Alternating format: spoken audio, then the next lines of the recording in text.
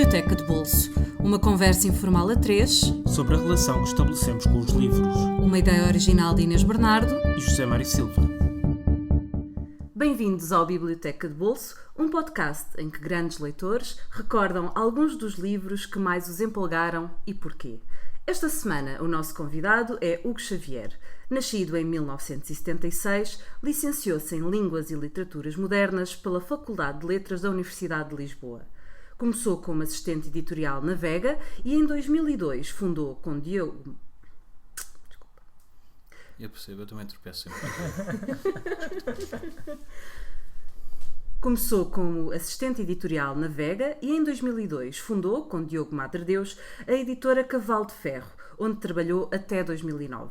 Desde então foi diretor editorial do Grupo Babel, em 2010-2011, e consultor editorial em vários projetos. Neste momento é um dos responsáveis pela iPrimatur, uma editora que se propõe colmatar lacunas da oferta livreira, recuperando obras e autores esquecidos através do crowdpublishing, ou seja, recorrendo ao financiamento coletivo dos próprios leitores que podem propor ou escolher através do crowdpublishing, ou seja, recorrendo ao financiamento coletivo dos próprios leitores que podem propor ou escolher os livros publicados. Olá, Hugo. Obrigada por teres aceitado o nosso convite. Olá. Eu é que agradeço. Obrigado. Diz-me uma coisa, vamos começar com A Ilha do Tesouro, do Robert Louis Stevenson, mas disseste-me que tens uma surpresa para nos fazer. Não era surpresa, vou perturbar a vossa ordem normal do programa e falar um bocadinho, acho que é importante, mais do que outra coisa, como explicar-me a mim como leitor, e explicar, porque é muito complicado. Eu vou explicar porque é que eu sinto necessidade de fazer esta explicação. Deve ser uma coisa muito simples. Quando eu era editor da Cavalo de Ferro e posteriormente, fiquei sempre associado a que eu era o editor de grande literatura, que é aquela coisa que nós portugueses, por uma questão de tradição francesa, temos sempre de arrumar as nossas caixinhas entre a grande literatura e a outra, e eu fiquei sempre arrumado nessa caixinha da grande literatura, o que levou a coisas muito engraçadas, como a certa altura, por exemplo, na Cavalo de Ferro nós temos publicado alguns livros que eram um bocadinho mais comerciais e termos críticos a fazermos leituras de livros como se houvesse ali qualquer coisa escondida, brilhante. Não poderias ter escolhido uma coisa se não fosse muito especial. E portanto, eu como leitor tenho de justificar e explicar que eu sou um leitor que lê tudo. Agora já assim. Completamente.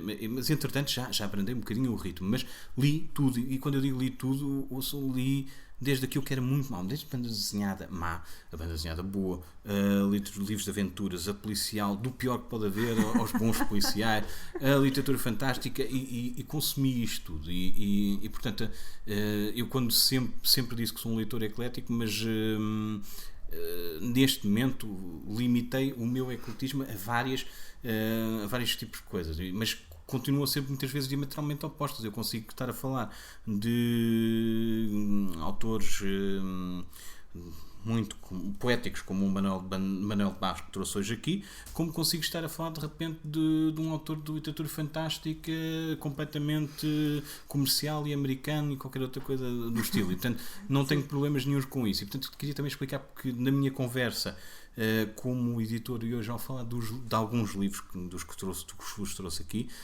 vou meter sempre a conversa por muitos outros livros, porque eu não consigo parar de estar a falar de livros, é uma coisa terrível, e a conversa puxa sempre uns e outros, e portanto era esse alerta que eu queria deixar aqui no começo, não é propriamente uma surpresa. Está certo, portanto a partir daqui há monstros marinhos, e mais, e começamos pelos monstros marinhos da Ilha do Tesouro do e alguns monstros humanos também lá pelo meio. Exatamente.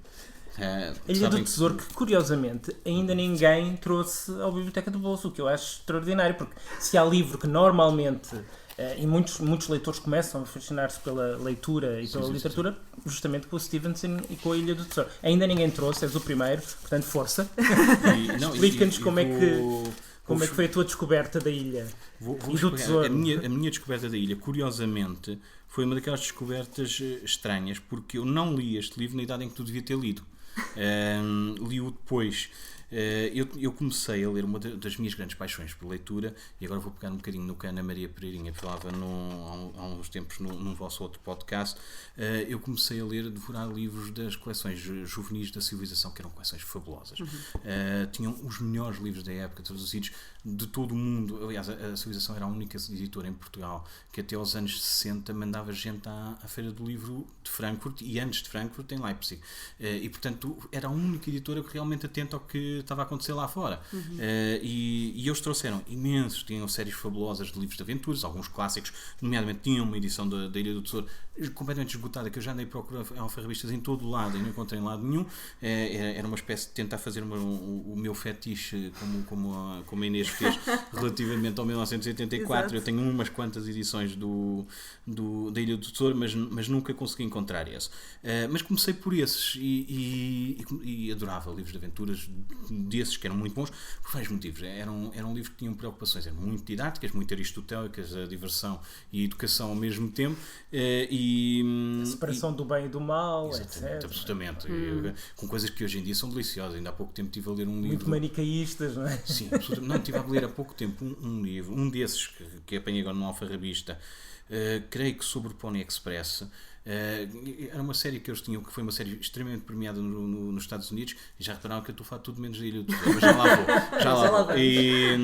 E essa série era uma série que se chamava We Were There, que foi muito premiada, feita nos anos 40, que foi cá traduzido nos anos 50, em que havia um escritor normalmente conhecido, ou de literatura juvenil ou mesmo de literatura adulta, que pegava num momento da história ou da humanidade ou dos Estados Unidos, colocava lá meia dúzia de jovenzinhos com quase o leitor se identificava e criava uma história paralela por trás do episódio principal. Isso ensinava, ou qualquer miúdo ensinava a história ao mesmo tempo que contava uma grande aventura, e os livros estavam bem escritos e tinham consultores históricos, etc. Mas o último livro que eu apanhei agora há pouco tempo e que eu já não lia, porque a coleção fila toda quando era miúdo, portanto apanhei tudo o que era, andei pelos alfarrabistas, chateava um senhor da delegação comercial da Civilização cá em Portugal, cá em Lisboa, cada vez que ia ao Porto tinha de ir lá procurar nos armazéns aquelas coisas que já ninguém pedia, que estavam lá cobertas, e depois basicamente ele trazia-me aqueles volumes e eu tinha um enorme prazer de aprender sobre momentos históricos muito engraçados.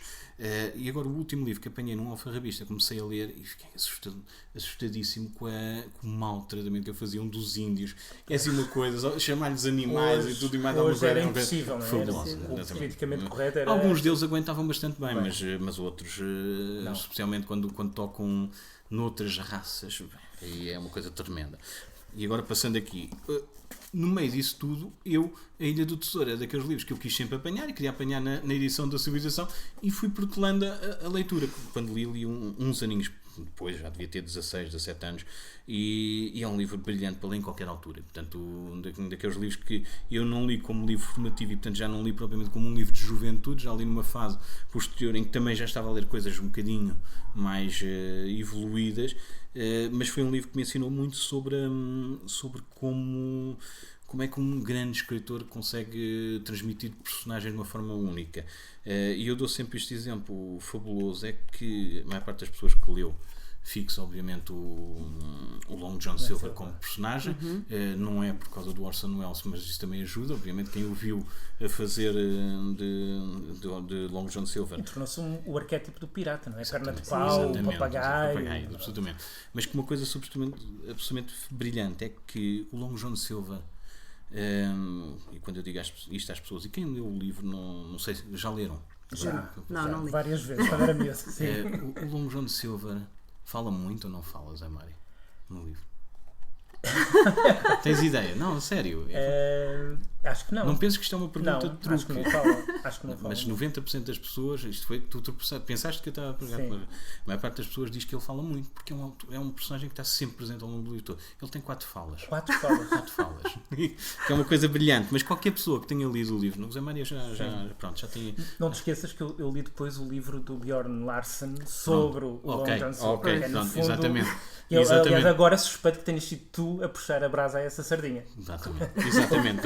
resisti. na cavalo de ferro. Exatamente, não resisti. E pronto, isso era uma coisa brilhante. Ou seja, como é que alguém consegue que o personagem principal de um livro, que é a personagem que realmente tem força, não é? O Jim Hawkins, o desgraçadinho do rapaz que anda ali bocadinho a ser empurrado de um lado para o como outro. no Moby Dick, as pessoas lembram-se mais do Rahab do que propriamente do Ismael. Exatamente, não é? O Rahab é que é a grande personagem. Exatamente. Mas o Jim Hawkins, ninguém se lembra sequer do nome dele. Pois não. Eu sabia que era o Jim, mas tive de ir ver e procurar isso tudo. E é o brilhante, é de facto essa descoberta de como é que se consegue transpor e impor um personagem ao leitor desta maneira. Ele está sempre presente, mesmo em longos pedaços do texto em que não há longo João Silva de maneira nenhuma, mas há assim uma sombra. A sombra dele paira. Exatamente, sombra narrativa. Eu acho que isso foi uma lição engraçada sobre qualidade de escrita, de como é que de facto um escritor consegue obrigar-nos a ver o livro de alguma maneira que é dele e perceber a história Embora à o maneira Stevenson dissesse que, como isto era uma história para rapazes, não precisava de ter uma escrita muito elaborada nem muito boa. Sim. O que também diz muito sobre o que é que ele pensava sobre os rapazes, não é? Sim. Não, mas era estilo. Mas na altura, típico. no século XIX, a infância era vista como exatamente. Sim. A infância um pré-homem. Exatamente. Exato. E o próprio Stevenson escreveu vários livros com o sobrinho dele, creio eu. Há vários livros em que o sobrinho não é nomeado, mas que foi coautor e era um miúdo e escrevia as histórias com ele. Portanto, há coisas muito, muito engraçadas na obra do Stevenson que eu adoro. Acho que é um autor que ainda tem muito para trazer em língua portuguesa. Há muita coisa que não está traduzida, há textos magníficos que eu, obviamente, esse é um dos meus grandes problemas, estar aqui com esta conversa e que com a escolha de livros é que o editor está sempre a pensar. Para já, um dos problemas é o meu melhor livro é o livro que nós estamos mais entusiasmados é sempre aquele que vamos publicar a seguir. Exato. E portanto isso é tremendo. A segunda coisa é que muitos dos livros de que nós queremos falar são aqueles livros que nós queremos um dia vir a publicar e que não podemos obviamente falar, porque senão outros editores vão roubar-nos as ideias. Exatamente. No caso da Ilha do Tesouro já foi publicada por vários editores. Por isso é que eu não tive problema a vir aqui falar, mas trouxe esta edição para vocês verem que é uma edição lindíssima que tem ilustrações do N.C. Wyatt, um pintor americano e famosíssimo, e que ainda por cima faz parte, porque eu sou maluquinho por saber histórias da edição, e esta edição é uma edição mais moderna da primeira coleção, que era a coleção da Scribner's Clássicos e Juvenis, que foi a primeira coleção do mundo anglófono a ser impressa com ilustrações a 4 cores. Começou em 1895, creio eu. E depois teve N edições a seguir a isso, com grandes ilustradores e portanto, isto já estamos a entrar no teu labirinto. Exatamente, absolutamente. Pronto. Saindo do labirinto e retomando aqui o fio à meada, o segundo livro que nos traz é A Tia Júlia e o Escrevedor, do Mário Vargas Llosa. Não vos trago porque perdi. É o livro que eu mais empresto e as pessoas a quem eu empresto nunca me devolvem, o que é a prova de qualidade do livro. Exatamente. E também é a prova de qualidade do livro, estás sempre a emprestar este livro. Exatamente, e estou sempre a comprar o que é mal para a carteira. Muitas pessoas bem me podiam devolver. Mas pronto, fica aqui o recado aos meus amigos todos que ouçam isto e que tenham agora recebes. Exatamente, vou receber uns 7 ou 8, mas mais do que isso, provavelmente. Não, trouxe-vos esse livro por vários motivos. Porque, para já, eu adoro o Vargas Llosa, sobretudo da primeira fase dele. Acho que ultimamente ele está muito fraquinho, mas pronto, é a idade, é normal. Claro. Mas o Vargas Llosa que se aproxima, agora eu ouvi, como já expliquei no começo, ouvi o vosso podcast, portanto o Vargas Llosa e este livro aproxima-se muito mais da linha de leitura da Inês do que da do Zé Mário, apesar de também ter algumas questões de reflexividade narrativa que estão mais próximas dos teus gostos, mas eu gosto primeiro que tudo, eu sou, como grande leitor e como leitor que lia tudo e mais alguma coisa, eu adoro histórias. Portanto, as histórias para mim são o ponto fulcral da coisa. Obviamente que se uma história foi contada de uma forma magnífica e tivermos jogos de linguagem e de autorreflexão sobre narrativa, etc. e tal, é fabuloso, é ouro sobre azul, magnífico, venham elas. É o caso do Dom Quixote, que também é um dos livros da minha vida que também não podia escolher, para não estarmos aqui a repetir-nos e falar da mesma coisa, mas pronto. E escolher o Vargas Llosa foi escolher alguém, sobretudo neste livro, que conseguiu fazer coisas que eu gosto muito. Para já, este livro é claramente um build de um romance de formação coisa que eu também gosto muito, é um dos meus muitos fetiches literários. Também coleciono Bildungsromance, por um lado. Por outro lado, ele conseguiu partir de um Bildungsroman claramente autobiográfico. Ele teve uma tia Júlia, não se chamava Júlia, mas era a tia que até o iniciou sexualmente, como o personagem mais do livro. Velha, não é? Mais ou menos 10 anos mais velha. Claro, exatamente. E também ele teve metido no mundo do noticiário, da radiofonia, que era muito uma coisa da época. E depois este livro vai, para além dessa parte toda, tem as outras duas coisas que eu gosto muito. É um livro sobre contar histórias e sobre a paixão de contar histórias, que pode levar à loucura ou não. Eu não posso contar muito mais, porque depois os leitores tragam a história toda, mas como em tudo no Vargas Llosa, é também a arte de contar e a ordem e a maneira como as ações, os diálogos e tudo mais que se encadeiam, que tornam o livro brilhante. E tem ainda outra coisa que é outro dos meus fetiches. Outro dos meus fetiches é a história. E a história de um período próximo, que é o período de formação da modernidade. História com H maiúsculo. Sim, não é? Exatamente.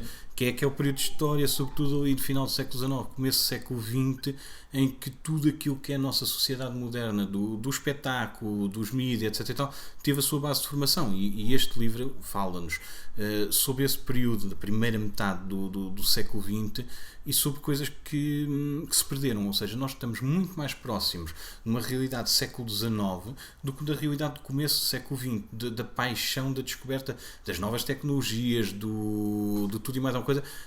Isso está muito longe de nós, e nós vemos este livro, que é um livro que circula muito em torno do meio da novela radiofónica, que foi uma coisa que nós tivemos muito pouco tempo cá em Portugal, comparativamente com a paixão que era na América Latina, que era o grande meio de divulgação, e sobretudo que saía de zonas, de países mais eruditos para os países menos eruditos, que não tinham capacidade de ter estudos de gravação, ou elencos, etc. E portanto toca nestas realidades. Uma espécie de antepassado da telenovela, não é? Depois isto Exato. passou para as telenovelas, para o Lebrones, não é? Exatamente. Pronto. E portanto, ora bem, e estamos a falar daquilo que é a essência de contar histórias de uma forma simples, sem outro tipo de preocupações. Obviamente que depois o Vargas Llosa transforma isto noutra coisa. Portanto, uma das minhas paixões é essa, e isso entusiasma. Eu gosto imenso de saber. Há pouco tempo estive a ler uma biografia do Ziegfeld, que foi o homem que montou os primeiros espetáculos nos Estados Unidos, em que basicamente aquilo que veio tornar-se depois a sociedade o mundo do musical americano, mas ao mesmo tempo também o mundo do erotismo.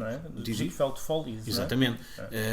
E há muito pouca informação sobre esse mundo, mas no entanto aquilo é a base de tudo que depois foi o cinema americano, todas essas coisas. E nós tudo isso sentimos neste livro. Nós este livro, com aquilo que se passou em torno da novela radiofónica, nós depois percebemos o que é que foi a televisão a seguir, nós percebemos o que é, de onde é que também vinha isso do folhetim do literário do final do século XIX, do romance de cordel. Há muitas proximidades a tudo isso, e portanto é um livro cujas referências históricas, ao mesmo tempo que fala da arte de contar histórias e tudo mais, era um livro que para mim era incontornável, e mais do que isso, é um livro, como eu digo, recomendo a toda a gente. Eu costumo fazer como editor, faço sempre um teste que é muito engraçado, já vou para aí mais de umas centenas de pessoas, peço sempre para me dizerem 3 livros, é engraçado porque vocês também escolhem aqui 3 livros, e depois digo, ok, digam-me os vossos 3 livros, primeiro que vierem à cabeça, e eu agora como editor vou recomendar-vos um livro que vocês vão gostar. E de preferência que não conheçam, obviamente. Exato. E o Vargas Llosa, e este livro normalmente resolve muitos problemas, porque quando as pessoas tentam fazer o que a maior parte das pessoas tentam fazer, sempre rasteira ao editor, quer dizer 3 livros muito diferentes, áreas completamente. E este é um livro que resulta muito bem. Não vou dizer que é o que eu recomendo a maior parte das pessoas, mas recomendo a muitas.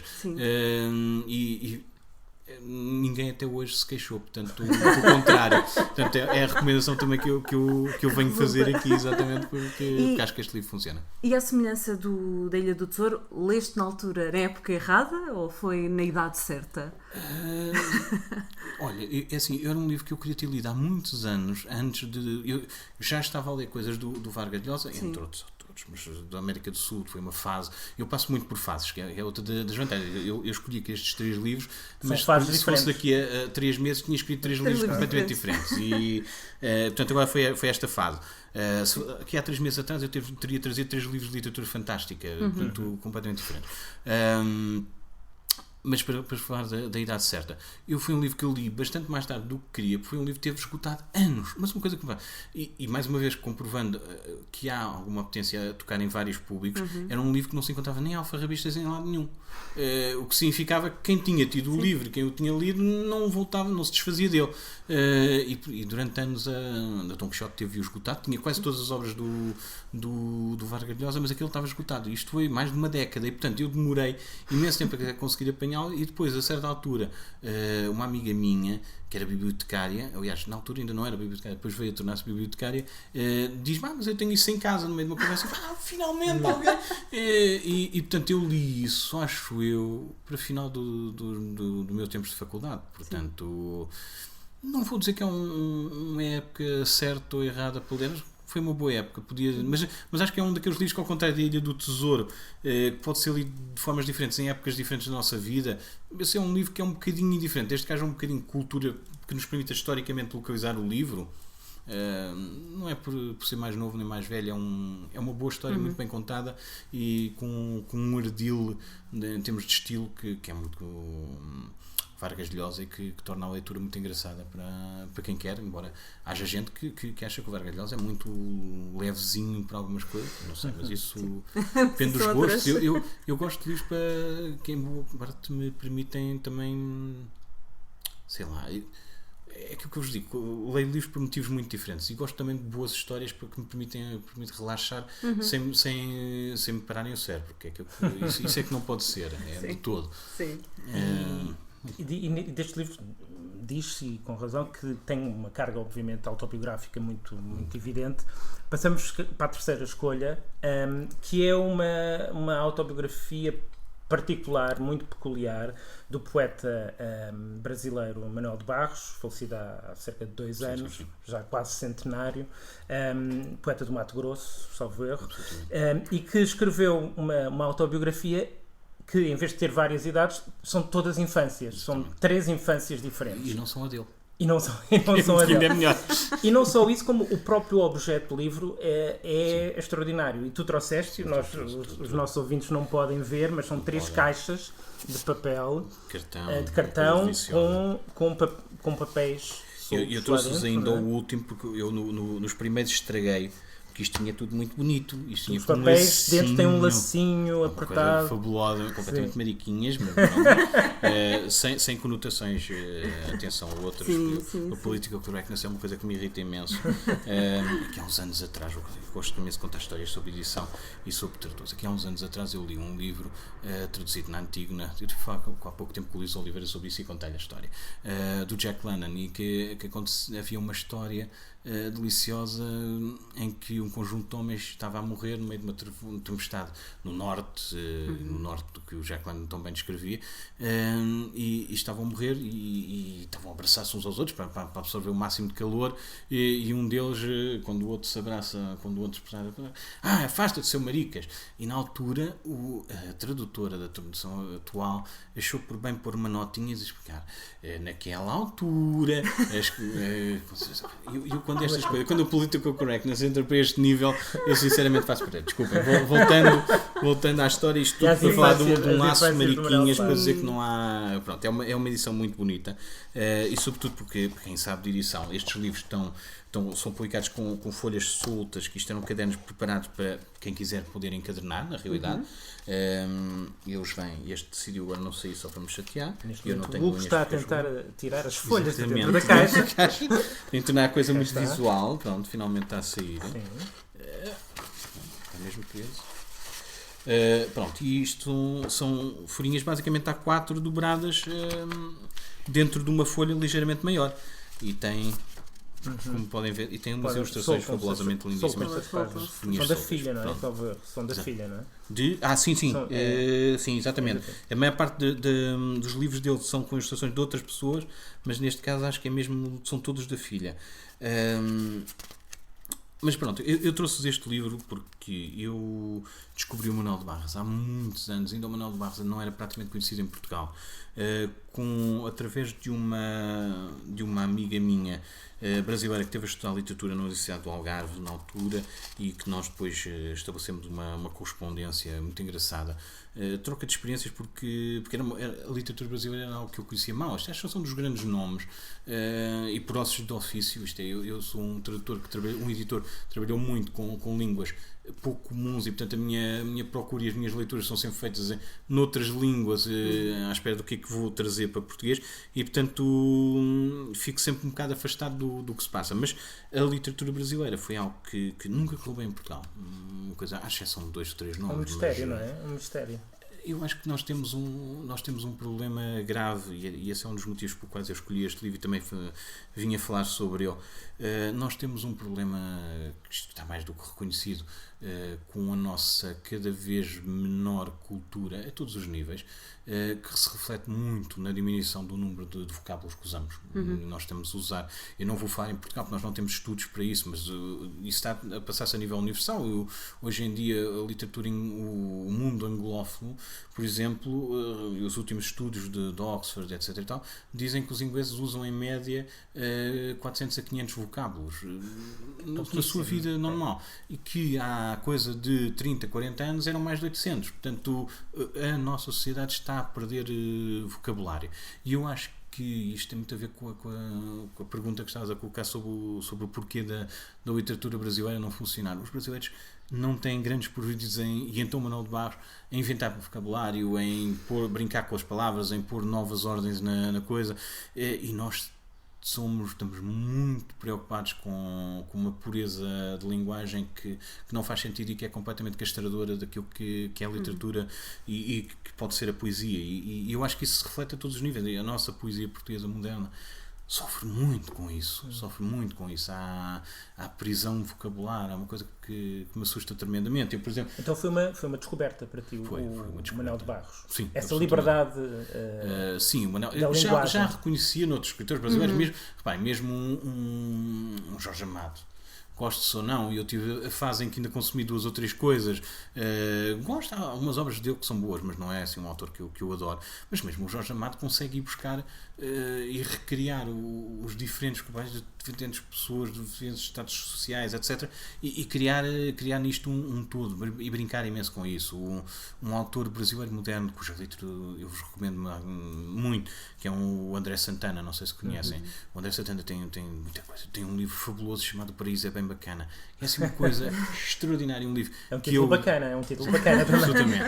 Um livro que eu adoraria publicar em Portugal, mas não posso publicar porque é um livro basicamente sobre futebol, é um romance em torno de futebol, apesar de ser tudo menos sobre futebol, mas que infelizmente o nosso público cultural, das muitas preocupações que tem, para além da pureza com a linguagem, está num certo clichê de comportamentos e obviamente alguém que se mexe no mundo da alta cultura e da literatura não gosta de futebol, é uma coisa perturbadora, mas pronto. No meu caso isso não acontece. Sim, eu adoro ler, reconheces que adoro ler literatura sobre futebol. Sim. Adoro. Então, olha, recomendo este livro, vais adorar, é um livro brilhante. Pronto, e estão a ver, mas é engraçado, não faz mal, eu gosto deste caos. Logo, a epígrafe da primeira destas infâncias é: o que eu não invento é falso.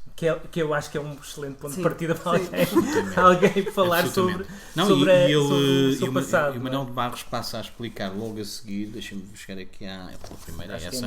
É a terceira infância. Terceira, pois é, exatamente, esta é a infância, é o primeiro. Eu agora estava aqui a procurar de uma primeira infância, mas não, ele tem a infância, a segunda infância e a terceira infância. E ele explica, basicamente, eu não tive tempo para confirmar, nem tempo daquelas coisas que... Lá está, li os livros todos e depois não fui confirmar. Uma coisa importante, eu explico logo aqui numa introduçãozinha, num texto de introdução, que teve uma influência diferente dos outros meninos e portanto decidiu inventar, e estes textos são a invenção da sua infância ideal.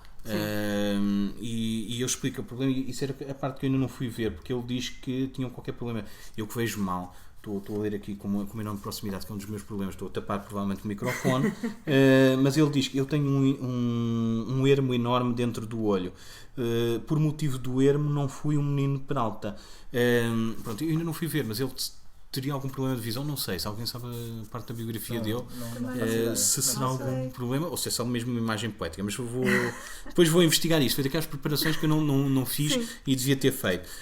Curiosamente, é daqueles textos, li o livro todo e depois não me lembrava nada deste texto de começo. Como é que me escapou? Mas pronto, li agora para vos vir falar aqui.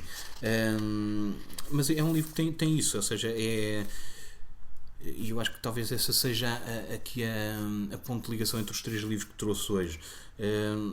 São todos muito em torno de biografias, verdadeiras biografias falsas, mistura de ficção e de verdade, e que estão cruzadas nisto tudo. A história da Ilha do Tesouro, que o Stevenson bebeu em relatos que lhes eram próximos de uma série de personagens.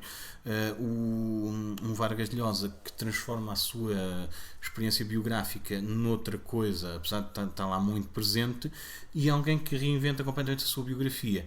E portanto isto são 3 ângulos de uma leitura engraçada, e foi por isso um bocadinho que trouxe o Manuel de Barros aqui para falar. É um autor que eu recomendo vivamente, porque, volto a dizer, é a riqueza de linguagem que é uma coisa brilhante, a capacidade de fazer imagens espantosas que a poesia moderna perdeu muito e que não temos.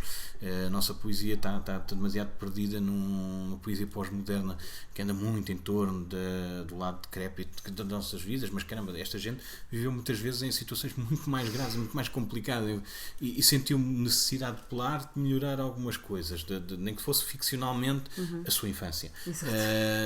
E eu acho que nos falta um bocadinho essa coragem nos escritores hoje em dia. Nós estamos a perder-nos muito relativamente a isso.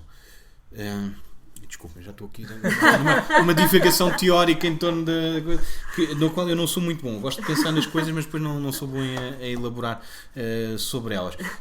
Uma das coisas que eu queria dizer também sobre tudo isso, com exceção aqui do Manuel de Barros, que não se enquadra é fazer mais uma recomendação de um livro que você, Mário, provavelmente conhece. Nós já suspeitávamos que não iam ser só 3. Sim, exatamente. É terrível. Muito mais. Mas atenção que, por exemplo, eu tinha descrito no e-mail o que eram os runner-ups para esta coisa. Ainda não falei nenhum deles, nem vou falar. Nem vou falar, atenção, que é muito mais giro. Agora fica para uma segunda visita daqui a uns meses. Quando vocês tiverem repetido toda a lista de grandes leitores portugueses. No programa número 184. Exatamente, qualquer coisa assim, exatamente. Ora bem.